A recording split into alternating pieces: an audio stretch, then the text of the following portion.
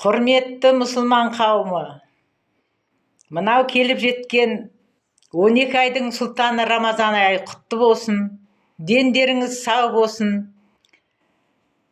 жақсылығымен келсін, жеңіл болып өтсін оразамыз, қабыл болсын баршаңызға. Енді осы ораза айында біздің қазақтың әдет ғұрпы жарамазан айту бар. Сондықтан барлықтарыңызға арнап достар, лидерлер, партнерлер, барлықтарыңызға жарамазан айтуға рұқсат етіңіздер.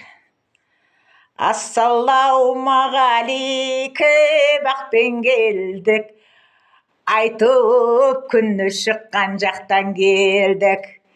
Біз айтсақ жарамазан әдет ғұрып, пайғамбар жолын қуып атқа қондық.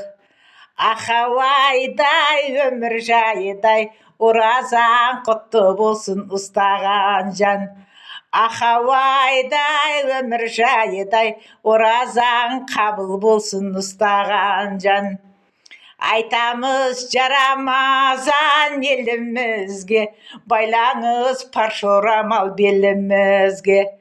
Байласаң паршорамал белімізге, қайтамыз нартайлақпен елімізге.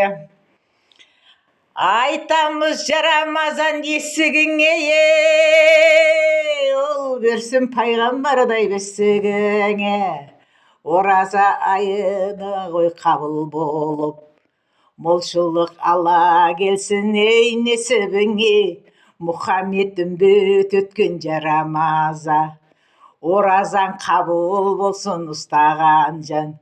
Мұхаммед үмбет өткен жарамазан, оразаң қабыл болсын ұстаған жан.